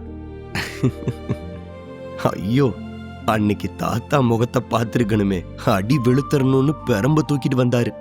நம்ம 2 பேரும் மூஞ்சியையும் பார்த்துட்டு அடிக்க மனசு இல்லாம வினோதமா ஒரு தண்டனையை கொடுத்தாரு. அரண்மனை முற்றத்துல இருக்கிற பனி மொத்தத்தையும் அள்ளி வெளியே கொட்டணும்னு சொல்லிட்டாரு. ஆனா நாம என்ன பண்ணோம்? அதை எடுத்து விளையாடிக்கிட்டு அதுல நம்ம தாத்தா மாதிரியே ஒரு பனி மனுஷனை செஞ்சு விளையாடிட்டு இருந்தோம் பாரு என்று வம்சி மனம் விட்டு சிரித்தான். சாரிகாவும் சிரித்துக்கொண்டே கதையை அவள் விட்ட இடத்தில் இருந்து சொல்லத் தொடங்கினாள். நீதான் அந்த பனி மனுஷனை பார்த்து, தாத்தா எங்களையா பனியை அள்ளி வெளியே கொட்ட சொன்ன? பாரு, உன் முன்னாடியே பனியை வச்சு விளையாடுவோம், என்ன பண்ணுவ அப்படின்னு உன் வாய்க்கு வந்ததெல்லாம் பேசிக்கிட்டு இருந்த. அதை பார்த்துட்டு தாத்தா உன்னை துரத்தவும் அவர்கிட்ட இருந்து தப்பிக்க நீ இந்த அரண்மனை முழுக்க ஓடுனதை நினைச்சா சிரிப்பாதாண்டா வருது என்று சாரிகா விழுந்து விழுந்து சிரித்து விட்டு பேசினாள். ஆனாலும் தாத்தா மாதிரி வராது. எவ்வளவு கோபக்கார மனுஷன். நம்ம பண்ண சேட்டைக்கெல்லாம் யாரா இருந்தாலும் கோபம் வந்திருக்கும். ஆனா அவர் ஒரு நாள் கூட கைய நீட்டினதில்ல. நம்மள திட்டினது கூட நம்ம மேல இருக்க அக்கறையில மட்டும்தான் என்றாள் சாரிகா. நம்ம அப்படியே இருந்திருக்கலாம். வளர்ந்ததுனால இப்ப என்ன கிடைச்சது? தனியா எனக்குன்னு ஒரு இடத்த செஞ்சு கொடுத்து இங்கேதான் நான் தங்கணும் தூங்கணும்னு சொல்லி நம்ம 2 பேரையும் பிரிச்சுட்டாரு. நீ கூட அதுக்கு கோவப்பட்டு சாப்பிட மாட்டேன்னு சொல்லி சண்டை போட்டுக்கிட்டு இருந்த. ஆனா நீ என்ன சொன்னாலும் கேட்காம 2 பேரையும் அதுக்கப்புறம் ஒன்னா தூங்குறதுக்கே அனுமதிக்கல என்றான் வம்சி. அவன் முகத்தில் ஒரு கள்ளச்சிரிப்பு தெரிந்தது. அதற்கு சாரிகா, அது அறியாத வயசு, பெரியவங்க என்ன சொல்றாங்கன்னு தெரியாம பிரச்சனை பண்ணிக்கிட்டு இருந்தேன் என்று சொல்லிவிட்டு வம்சியின் தோளை பிடித்து கிள்ளிவிட்டு, வளர்ந்ததுக்கு அப்புறம்தான் ஒரு சில விஷயம்லாம் எனக்கு புரிஞ்சது. அதை கேட்ட வம்சி கள்ளத்தனமாக சிரித்துக் கொண்டே கேட்டான், அப்படி என்ன வளர்ந்ததுக்கு அப்புறம் புரிஞ்சது உனக்கு? அது சின்ன குழந்தையா இருக்கேல ஒன்னா படுத்து தூங்குறது வேற. பெரிய மனுஷங்களா ஆயிட்டதுக்கு அப்புறம் பையனும் பொண்ணும் ஒன்னா தூங்க முடியாதுல்ல என்றாள் சாரிகா. ஓ, அதுவும் சரிதான் என்றான் வம்சி. அவர்கள் பேசிக் கொண்டிருந்த அந்த நேரத்தில் அவர்களுக்கு பின்னால் யாரோ இருப்பது போல தெரிந்தது. யார் அந்த நபர்? சாரிகாவுக்கும் வம்சிக்கும் இருக்கும் காதலால் அவர்களுக்கு பிரச்சனை வரப்போகிறதா? மேலும் தெரிந்து கொள்ள தொடர்ந்து கேளுங்கள். சாரிகாவும் வம்சியும் காட்டில் உள்ள ஒரு மரத்தடியில் ஒன்றாக அமர்ந்து காதலர்கள் போல பேசிக் கொண்டிருந்தார்கள். திருமணத்திற்கு பிறகு வம்சி தன்னை ஒதுக்கி விடுவான் என்று நினைத்துக் கொண்டிருந்தாள் சாரிகா. ஆனால் வம்சி தன்னிடம் எப்போதும் போல உரிமையாக பேசுவதைக் கண்டு சாரிகா உருகிப் போனாள். ஒரு கட்டத்திற்கு மேல் அவர்கள் பேச்சு அன்பை மீறி காதலை நோக்கி சென்று கொண்டிருந்தது. சாரிகாவின் கண்களில் இருந்த காதல் திடீரென்று கலக்கமாக மாறியிருந்ததை வம்சி கவனித்தான். வம்சி சாரிகாவை பார்த்து, என்னாச்சு சாரிகா? ஏன் உன் முகம் திடீர்னு வாடிருச்சு? நான் ஏதாவது தப்பா சொல்லிட்டேனா என்று கேட்டான். சாரிகாவின் கண்கள் கலங்கியது. வம்சி அதை கவனித்து விடக்கூடாது என்று முகத்தை வேறு பக்கம் திருப்பிக் கொண்டு பேசினாள். இது சரிவராது வம்சி. நீ பேசுறத யாராவது கேட்டா என்ன ஆகும்? அதுவும் உன் பொண்டாட்டி ஆதிரை இதை கேட்டா பெரிய பிரளயமே வெடிச்சிரும். சாரிகா சொன்னதை வம்சி பெரிதாக எடுத்துக்கொள்ளவில்லை. அவளை சமாதானப்படுத்துவதற்காக கடமைக்கு சுற்றி முற்றி பார்த்துவிட்டு, இங்க யாருமே இல்ல, அது மட்டும் இல்லாம நம்மள தேடி இந்த நேரத்துல இவ்ளோ தூரம் யாரு வர போறாங்க? அதுவும் என் பொண்டாட்டி ஆதிரை இவ்ளோ தூரம் என்ன தேடி வர போறாளா? சரி, நீ சொல்ற மாதிரி அவ வந்து நம்ம பேசுனது எல்லாத்தையும் கேட்டாலும் பெருசா என்ன ஆயிட போகுதுன்னு நினைக்கிற? 2 பேரோட அப்பாவும் தப்பா போட்ட ஒப்பந்தத்துல நடந்த இன்னொரு தப்பு தான் எங்க கல்யாணமே. 2 பேருமே விருப்பம் இல்லாம வேண்டா வெறுப்பாதானே கல்யாணம் பண்ணிட்டு வந்திருக்கோம். நீ மட்டும் அந்த கல்யாண பொண்ணு இடத்துல இருந்திருந்தா. வம்சி சொல்லி முடிப்பதற்குள் சாரிகா அவன் சொல்ல வருவதை தடுப்பதற்காக வாயை பொத்தினாள். அவனை பார்த்து வேண்டாம் என்பது போல தலையசைத்து விட்டு, அப்படி சொல்லாத வம்சி, தப்பு, ரொம்ப தப்பு என்றாள் சாரிகா. சிறிது நேரம் அமைதியாக இருந்துவிட்டு வம்சியின் தோளில் தலையை சாய்த்து கொண்டு பேசினாள். என்னதான் நான் உன்னை விட வயசுல சின்ன பொண்ணா இருந்தாலும் நான் உனக்கு சின்ன அத்தை முறை. நீ இப்ப சொன்னத மத்த பொண்ணுங்க கிட்ட சொல்றது வேற. ஆனா என்கிட்ட அப்படி பேசுறது தப்பு வம்சி, ரொம்ப தப்பு. உன் மனசுல இருக்கிறது என்னன்னு எனக்கு தெரியாம இல்ல. நீ ஏன் அப்படி யோசிக்கிறேன்னு எனக்கு புரியாமலும் இல்ல. சாரிகா உறுதியாக இருப்பதைப் போல வம்சியிடம் காட்டிக்கொண்டாலும் அவள் மனது உள்ளே தள்ளாடி கொண்டு இருந்தது. பேசும்போது அவள் உதடுகள் நடுங்கியது. நாக்கு வறண்டு பேச முடியாமல் தடுமாறியது. சின்ன வயசுல குண்டா கொழுகொழுன்னு இருப்பேன். எல்லாரும் என்ன சோத்து மூட்டைன்னு சொல்லுவாங்க. எல்லாரும் சுத்தி நின்னு கிண்டல் அடிக்கும்போது எனக்கு ஒரு மாதிரி அழுகையா வரும். அப்போ என் முகம் வாடுனதை பார்த்துட்டு வேகமா வந்து அவங்க கூட நீ சண்டை போடுவ பாரு, அவங்கள அடிக்கலாம் கூட போயிருவ. அத்தனை பசங்களோட சண்டை போட்டுட்டு உடம்பு முழுக்க ரத்த காயத்தோட சிரிச்சுக்கிட்டு நேரா என்கிட்ட தான் வருவ. வந்து உன்னை கேலி பண்ணவங்கள அடிச்சிட்டேன், இனிமே உன்னை யாரும் எதுவும் பேச மாட்டாங்க, நீ எதுக்காகவும் கண் கலங்க கூடாது, உன்னை உன் கண் கலங்கவும் விடமாட்டேன்னு சொல்லுவ. ஊரே உன்னை பலவீனமானவன்னு சொல்லுது.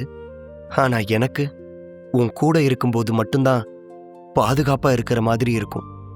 எனக்கு ஒண்ணுனா நீ வருவன்னு தோணும். சாரிகா உணர்ச்சி வசப்பட்டு பேசியது வம்சிக்கு ஆச்சரியமாக இருந்தது. சிறுவயது சாரிகாவுக்கு அவன் சண்டை போட்ட அந்த நாட்கள் வம்சியின் ஞாபகத்திற்கு வந்தது. வம்சி எதுவும் பேசாமல் அமைதியாக அவளையே பார்த்து கொண்டு இருந்தான். அப்போது அவன் கைகளை மேலும் இறுக பிடித்துக் கொண்டு பேசினாள் சாரிகா. நம்ம வாழ்க்கையில எல்லாம் நல்லா தான் போயிட்டு இருந்ததுன்னு நினைச்சேன். அப்போதான் ஒரு நாள் உன் மாய சக்தி நரம்புகள் செயலிழந்த விஷயம் தெரிய வந்துச்சு. நிரந்தரமா செயலிழந்துருச்சு. அதை குணப்படுத்தவே முடியாதுன்னு சொல்லிட்டாங்க. எனக்கு எப்படி இருந்துச்சு தெரியுமா அன்னைக்கு? சாரிகா ஒரு நிமிடம் தன்னை ஆசுவாசப்படுத்தி கொண்டு பேசினாள். அன்னைக்கு ஊரே உன்னை பார்த்து சிரிச்சது. எனக்காக நீ போய் சண்டை போட்ட மாதிரி உனக்காக நான் அவங்க எல்லாரோடையும் சண்டை போட்டு அவங்க வாயை அடைக்கணும்னு நினைச்சேன். ஆனா அதுக்கான சக்தி எனக்கு இல்ல. அன்னைக்கு முடிவு பண்ணேன், நான் பல யோக நிலைகளை கடந்து பெரிய வீராங்கனை ஆகி உன்னை பத்திரமா பாத்துக்கணும்னு நினைச்சேன். நீ என்னை பாதுகாத்தா என்ன, இல்ல நான் உன்னை பாதுகாத்தா என்ன? 2 பேரும் ஒண்ணுதானே. உனக்கு நான், எனக்கு நீன்னு ஒன்னாவே இருந்துருவோன்னு நினைச்சேன். ஆனா பாழா போன இந்த மனசுக்கு அப்போ தெரியல, அந்த இடத்துக்கு இன்னொருத்தி வந்துருவா, கல்யாணம்னு ஒன்று ஆயிருச்சுன்னா முழுசா நீ அவளுக்கு சொந்தமாயிடுவேன்னு. அதுக்கப்புறம் உன் மேல என்னால எந்த உரிமையும் எடுத்துக்க முடியாதுன்னு. என்னைக்கும் அவளுக்கு அடுத்துதான் நாங்கிற உண்மைய என்னால ஏத்துக்க முடியல.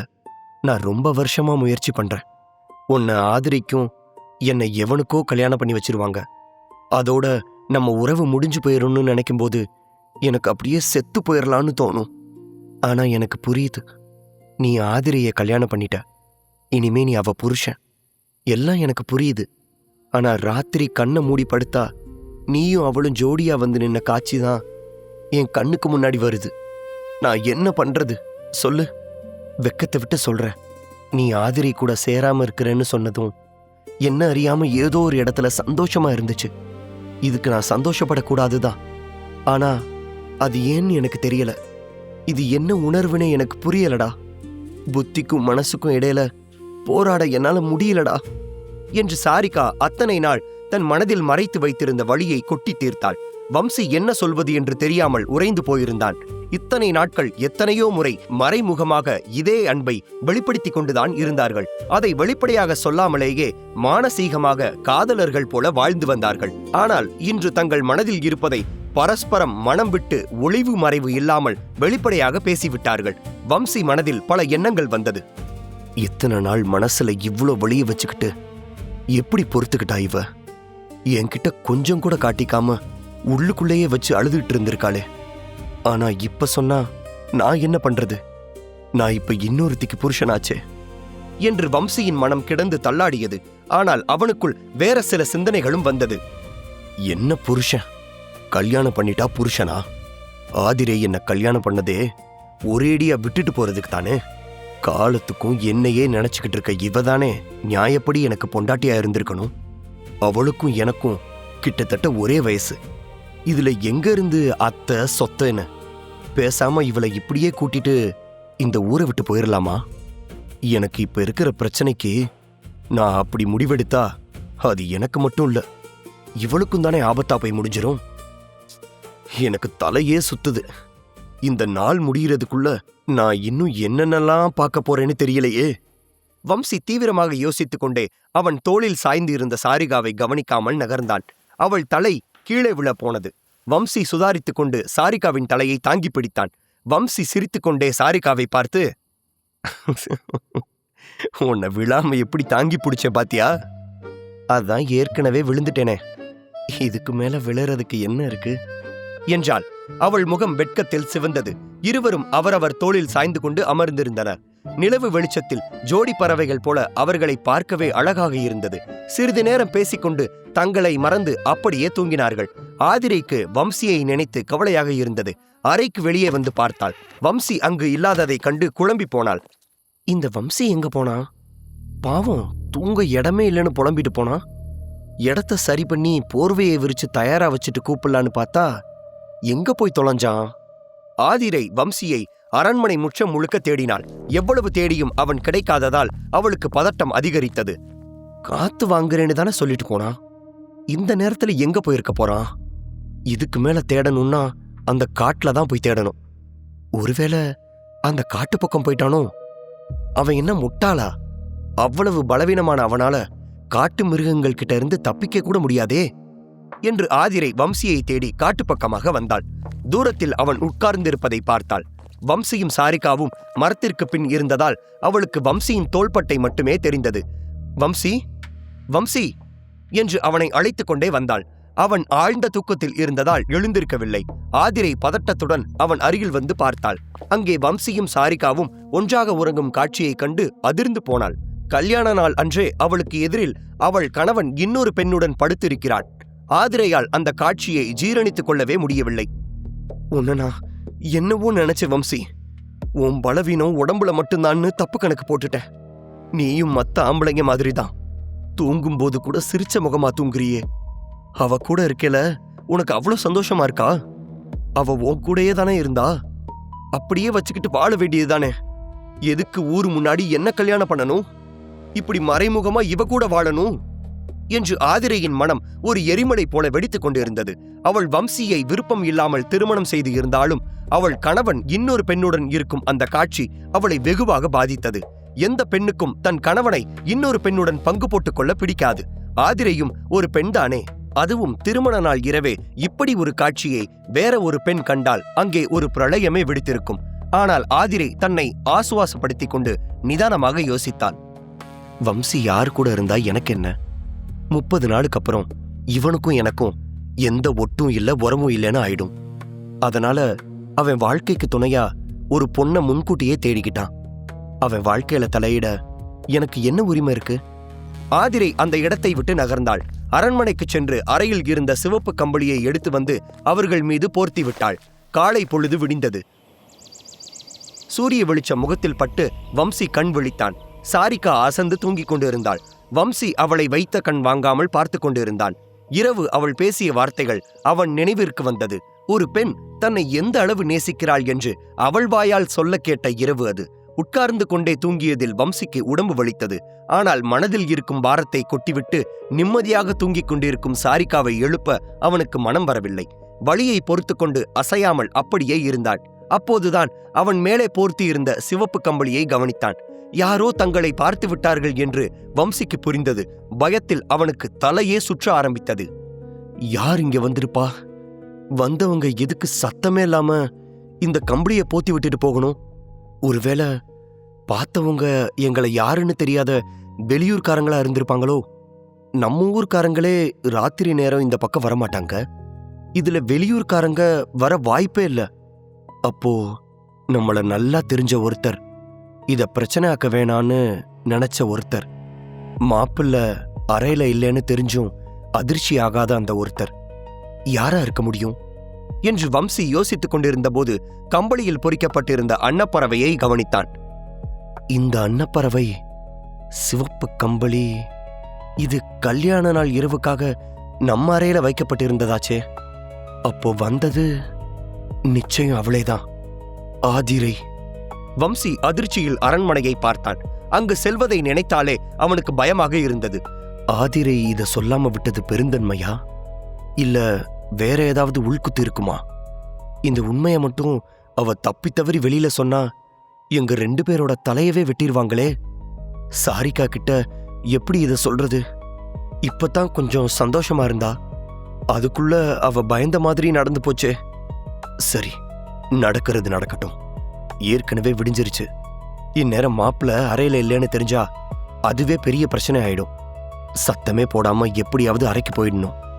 ச்சே, ஆதிரை என்னை பத்தி என்ன நினைப்பான்னு தெரியலையே. அவ என்னை பத்தி என்ன நினைச்சா எனக்கு என்ன?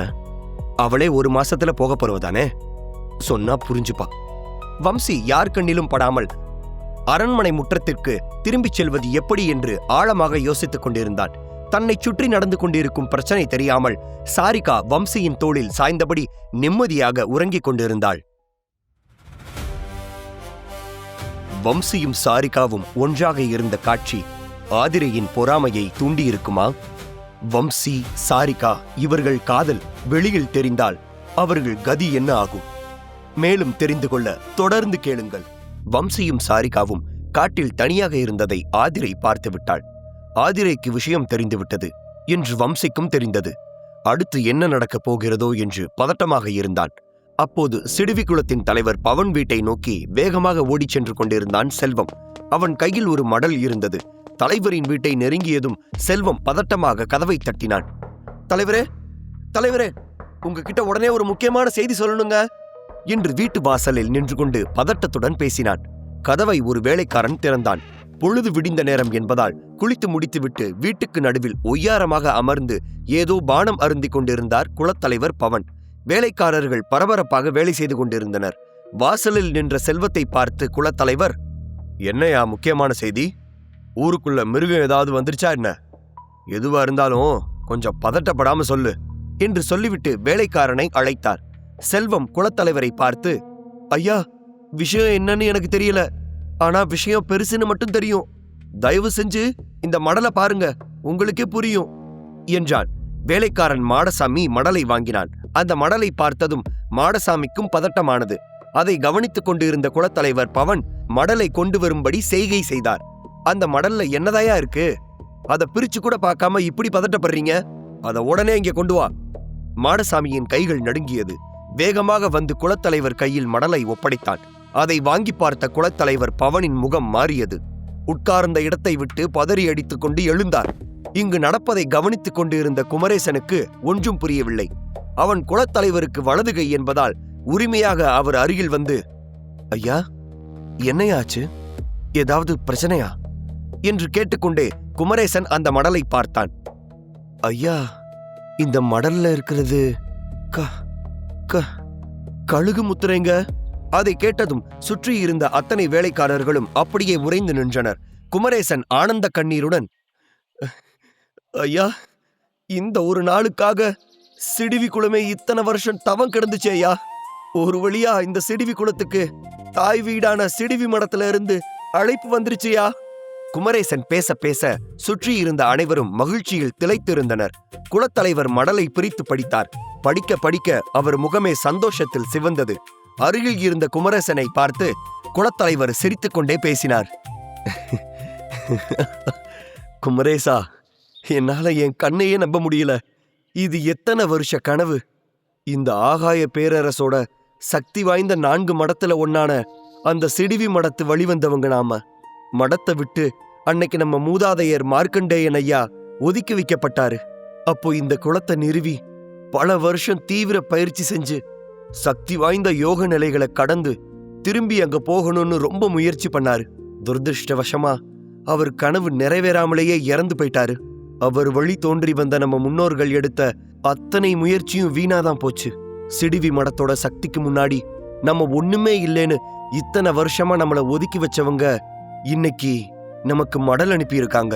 குலத்தலைவரின் பேச்சில் அந்த குல மூத்தவர்களின் வழி வெளிப்பட்டது. குலத்தலைவர் அங்கு இருந்த வீரர்களை அழைத்தார். அவர்களை பார்த்து கம்பீரமாக உத்தரவு போட்டார். வீரர்களே, குல மூத்தவர்கள் எல்லாரையும் உடனடியாக அரசவைக்கு வர சொல்லுங்க. நம்ம குலத்தோட வருங்காலத்தை பத்தின ஒரு முக்கியமான பேச்சுவார்த்தை நடத்த ஆலோசனை கூட்டம் கூட்ட வேண்டியிருக்குன்னு சொல்லுங்க என்றார். மார்க்கண்டேயன் பல வருடங்களுக்கு முன்பு இந்த சிடுவி குலத்தை நிறுவியவர். அவர் சிடுவி மடத்தின் ஒரு மூத்தவரின் மகன்.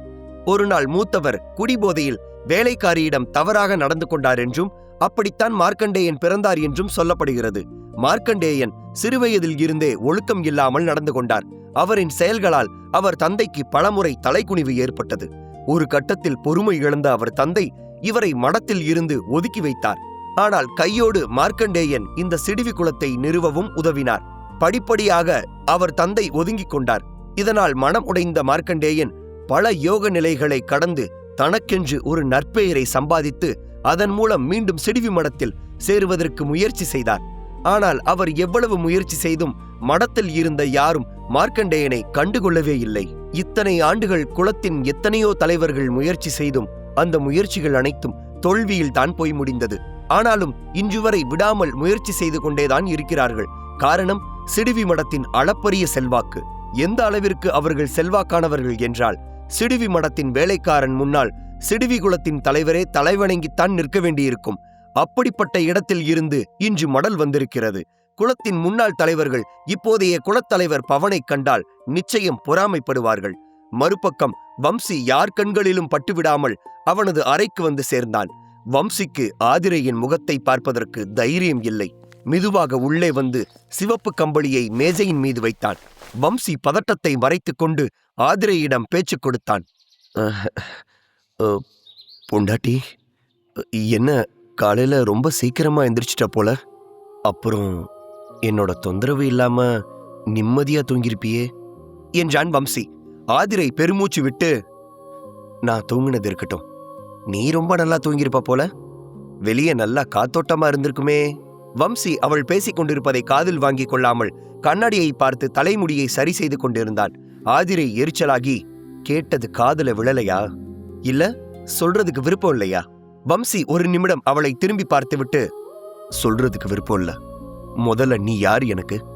அடுத்த 30 நாளைக்கு என் அறையில தங்க போற விருந்தாளி. அதோட நிறுத்திக்கோ. தேவையில்லாம என் விஷயத்துல தலையிடுற வேலை வச்சுக்காத. சாரிகாவும் அவனும் ஒன்றாக இருந்த ரகசியத்தை சொல்லிவிடுவாள் என்ற பயம் துளியும் இல்லாதது போல காட்டிக்கொண்டான் வம்சி. அவன் உடைகளை சரி செய்துவிட்டு ஆதிரையை பார்த்து பேசினான். என்ன யோசிச்சுட்டு இருக்க? நேத்து நமக்கு கல்யாணம்னு ஒரு கூத்து நடந்துச்சுல, மறந்துட்டியா? அவங்கள பொறுத்த வரைக்கும் இன்னைக்குதான் நம்ம வாழ்க்கையை தொடங்குற முதல் நாள். முறைப்படி நம்ம 2 பேரும் ஒன்னா போய் தாத்தாவை பார்த்து ஆசீர்வாதம் வாங்கிட்டு வரணும். வரியா?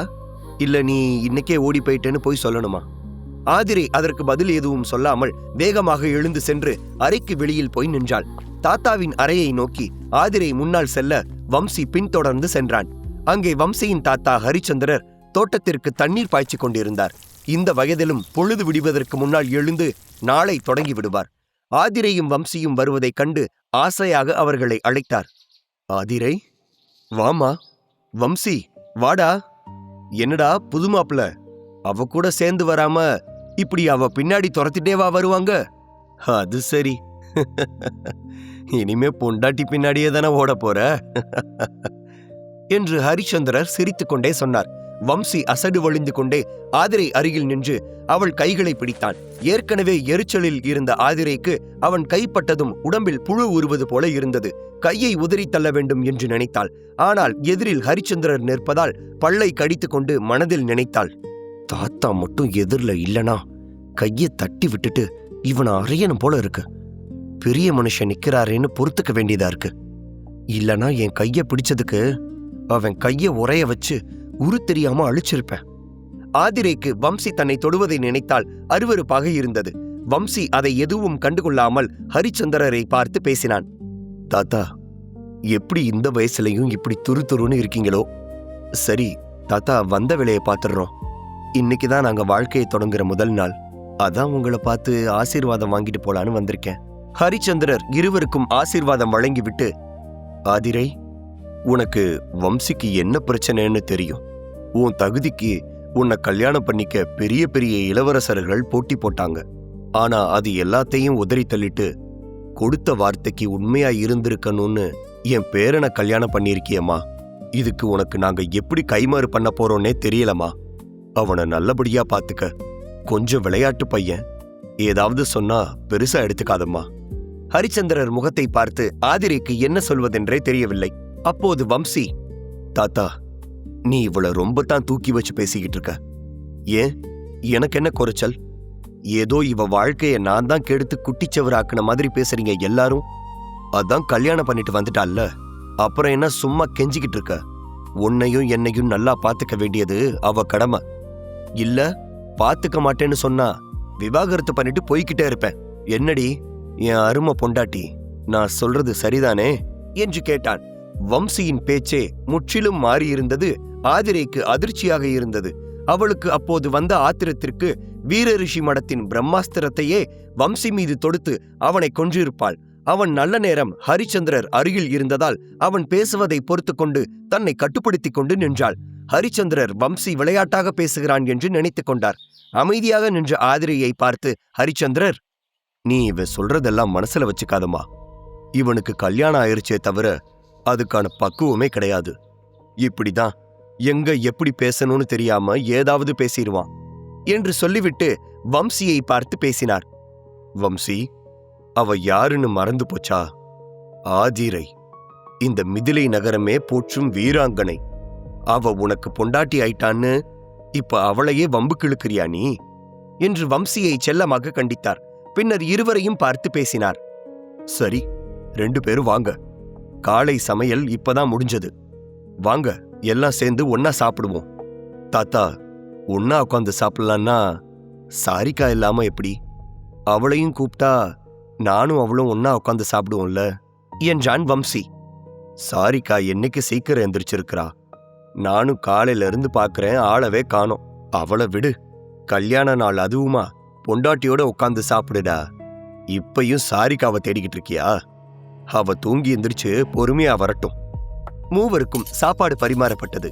வம்சி ஆதிரையின் கையை விடாமல் பிடித்தபடியே அவளை வலுக்கட்டாயமாக இழுத்து தன் அருகில் உட்கார வைத்தான். ஹரிச்சந்திரர் ஆதிரையை பார்த்து, என்னம்மா முகமே வாடி போயிருக்கு? சாப்பாடை பார்த்ததும் வீட்டு ஞாபகம் வந்துருச்சோ? உனக்கு அந்த குறை தெரியாம நாங்க நல்லபடியா பாத்துக்குவோம். நீ என் பேரனை பார்த்துக்க வந்த சாமிமா. உன்னை நாங்க கண் கலங்காம பார்த்துப்போம். நீ முதல்ல சாப்பிடு.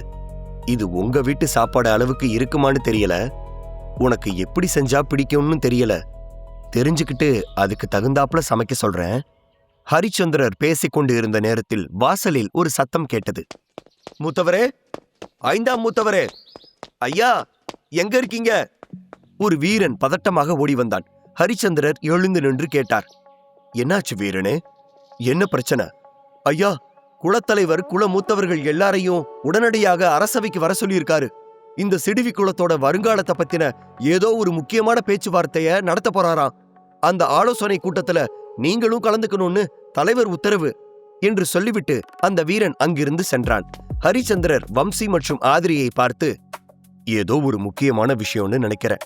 நான் இப்போ உடனடியாக போய் ஆகணும். நீங்க எனக்காக காத்திருக்காம முதல்ல சாப்பிடுங்க என்று சொல்லிவிட்டு வேலைக்காரன் சுப்பையாவை மேல் சட்டையை எடுத்து வர சொன்னார். அதை வாங்கி மாற்றிக்கொண்டே பேசினார். சுப்பையா, அவன் நம்ம வீட்டு மருமகடா. முதல் நாள் வீட்டுக்கு சாப்பிட வந்திருக்கா. ஒன்னா சாப்பிட முடியாம போச்சு. நீ கூடவே இருந்து அவளுக்கு என்ன தேவைனாலும் கேட்டு கேட்டு செஞ்சு கொடு. வேலைக்காரன் சுப்பையா சரி என்று தலையசைத்தான். ஹரிச்சந்திரர் வம்சியையும் ஆதிரியையும் ஒரு முறை பார்த்துவிட்டு அங்கிருந்து வேகமாக புறப்பட்டு சென்றார். அவர் தலை மறைந்ததும் ஆதிரை தன் கையை வம்சியிடமிருந்து மின்னல் வேகத்தில் இழுத்து கொண்டாள். வம்சிக்கு ஒரு நிமிடம் இதயமே நின்றுவிட்டது. ஆனாலும் அதை காட்டிக்கொள்ளாமல், ரொம்ப பண்ணாத, உன் கையை பிடிச்சிட்டு அலையணும்னு எனக்கு என்ன தலையெழுத்தா? தாத்தா முன்னாடி போடுற சின்ன நாடகம்தான் எல்லாம். எனக்கு அவர் சிரிச்ச முகமா இருக்கணும், அவ்வளோதான். உடனே ஆத்திரப்பட்டு என்னை எதுவும் பண்ணிடாத. நான் செத்தா நீதான் இங்கே எல்லாருக்கும் பதில் சொல்லி ஆகணும். ஆதிரை பற்களை கடித்துக்கொண்டு வம்சியை பார்த்தாள். வம்சிக்கு அவளை பார்க்கவே பயமாக இருந்தது. ஆதிரை வம்சியை பார்த்து, அடுத்த முறை என் மேல உன் கை பட்டது, நான் அப்புறம் எதையும் பத்தி யோசிக்கவே மாட்டேன் என்றாள். வம்சியின் முகம் இருண்டு போனது. நான் உன் கையை தொட்டதே உனக்கு அவ்வளோ அருவருப்பா இருக்கா? ஏய், நான் உனக்கு புருஷன்டி. கல்யாணம் விருப்பப்பட்டு பண்ணியோ இல்ல விருப்பப்படாம பண்ணியோ பண்ணிட்டேல, அப்போ நான் தான் உனக்கு புருஷன். எனக்கு உன்னை தொடுறதுக்கு எல்லா உரிமையும் இருக்கு. சும்மா கையை பிடிச்சதுக்கே துள்ளுற. பொண்டாட்டின்னு கூப்பிடக்கூடாது, பக்கத்துல படுக்க கூடாது, உன் கையை பிடிக்க கூடாது, காலை பிடிக்க கூடாது. கல்யாணம் ஆகி ஒரு நாள் தாண்டல, இவ்ளோ சட்டம் போட்டுக்கிட்டு இருக்க? அவ்வளோ எரிச்சலா இருந்தா முதல் நாளே மடத்துக்கு போய் தொலைஞ்சிருக்க வேண்டியதானே? கூட இருந்து எரிஞ்செறிஞ்சு விழுந்துகிட்டு இருக்க. ச்சே! வம்சியின் இந்த மாறுபட்ட நடவடிக்கை ஆதிரைக்கு மிகவும் அதிர்ச்சியாக இருந்தது. அவனை பார்த்தபோது அமைதியானவன், நல்ல அனுசரணையானவன் என்று நினைத்து கொண்டு இருந்தாள். அவள் மனதில் பல கேள்விகள் ஓடிக்கொண்டு இருந்தது. முதல் நாள் நான் இவனை என்னவோன்னு நினைச்சேன். ஆனா இவன் பேச்சு நடவடிக்கை எல்லாமே அப்படியே மாறிடுச்சு. அவ்வளோ பெரிய தப்பு பண்ணிட்டு கொஞ்சம் கூட குற்ற உணர்ச்சியே இல்லாம எப்படி இவனால இருக்க முடியுது? இதுதான் கெஞ்சினா மிஞ்சுறது, மிஞ்சினா கெஞ்சுறதா? நேத்து வரைக்கும் என்னை விட்டு போக போறியான்னு கேட்டான். இன்னைக்கு போயிருக்க வேண்டியதானேன்னு சொல்றான். இவனுக்கு போய் பாவம் பார்த்து 30 நாள் அவகாசம் கேட்டு எனக்கு நானே குழிய தோண்டிக்கிட்டேன். வேற வழி இல்ல, இவன் வழியிலே போய் தான் இவனை சமாளிக்கணும் என்றவள், அதை விடு, முதல்ல சாப்பிடு, எதுவா இருந்தாலும் அப்புறம் பேசிக்கலாம். இப்பதான் பொறுப்பா பொண்டாட்டி மாதிரி பேசுற. எப்பையும் இதே பணிவோட நடந்துக்கணும். மிரட்டி வச்சாதான் அடங்குறீங்க என்று சொல்லிவிட்டு ஆதிரைக்கு உணவை பரிமாறினார். ஆதிரை சிறிதாக புன்னகைத்து விட்டு, யானைக்கு ஒரு காலம் வந்தா பூனைக்கும் ஒரு காலம் வருங்கிற கதையா போச்சு. உனக்கு இப்படிலாம் பேசணும்னு ஆசை இருந்திருக்கும்ல, பேசு பேசு என்று நினைத்து சிரித்துக் கொண்டாள். சிடுவி மடத்தில் இருந்து வந்த செய்தி என்ன? வம்சியின் இந்த திடீர் மாற்றத்திற்கு காரணம் என்ன? ஆதிரை எப்படி அடுத்த 30 நாட்களுக்கு வம்சியை சமாளிக்கப் போகிறாள்? இது போன்ற கதைகளை முழுமையாக கேட்க பாக்கெட் FM ஆப்பை டவுன்லோட் செய்யுங்கள். லிங்க் டிஸ்கிரிப்ஷனில் கொடுக்கப்பட்டுள்ளது.